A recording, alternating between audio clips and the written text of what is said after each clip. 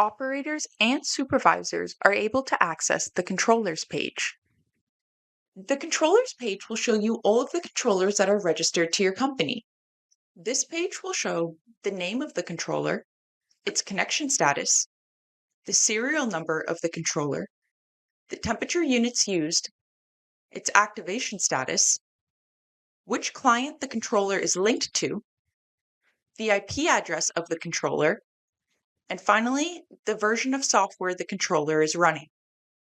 Controllers cannot be added or deleted to the system by customers, operators, or supervisors. If you wish to add a controller or delete a controller, please contact admin@heatviewcontrols.com.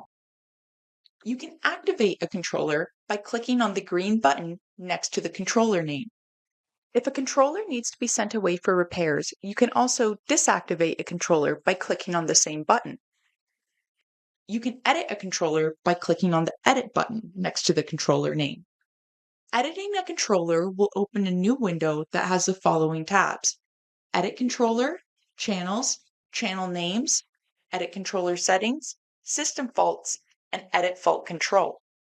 Supervisors will have an additional tab that they can access called Calibration Certificates. Under Edit Controller, you will see the controller serial number, name, which client it's assigned to, and its activation status. All of the fields can be altered except for the serial number on the controller. If you make any changes, be sure to click the Update button at the bottom right to save those changes. The Channels tab will show you all of the channels in a controller. You will see the channel number, the connection status, the channel name, the temperature of that channel, and what unit the temperature is running in. You can edit the individual channel by clicking on the Edit button next to the channel. When you click the Edit button next to a channel, you will be taken to a new page. This page will have a tab for every channel on the controller at the top. From here, you can play, pause, and stop the channel. You can turn the channel on for a few seconds to test the channel. You can enable or disable the output for that channel.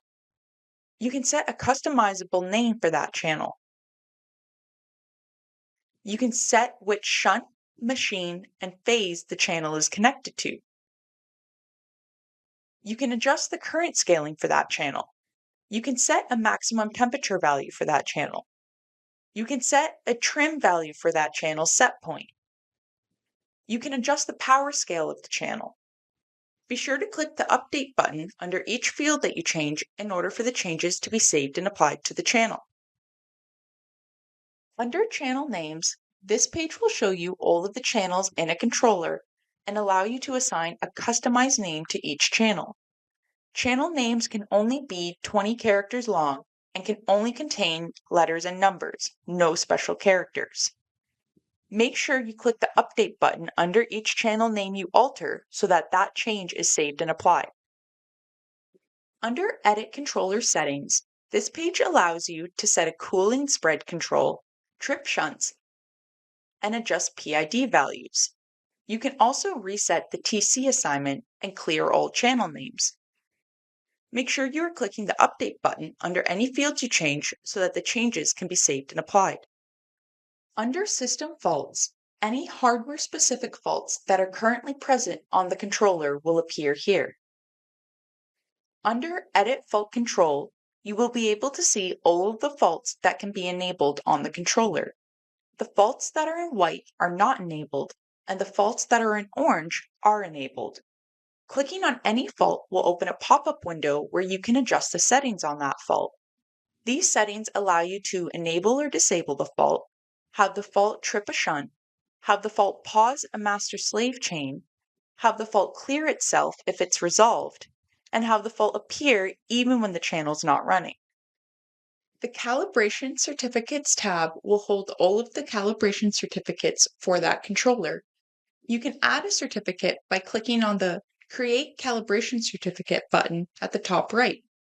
When creating a new calibration certificate, the start date and the due date can be entered. Then click on the Choose File button at the bottom to browse your computer files and upload the calibration certificate. Upload the calibration certificate in PDF format only. You can edit a calibration certificate by clicking on the Edit button next to the calibration certificate you want to edit.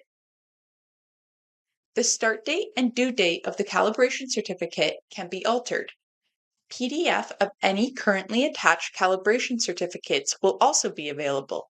If you make any changes, be sure to click the Update button at the bottom right to save and apply those changes.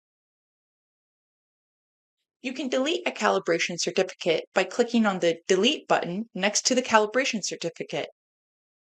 When you click on the Delete button, a pop-up window will appear asking you to confirm that you want to delete the calibration certificate. Click OK if you are sure.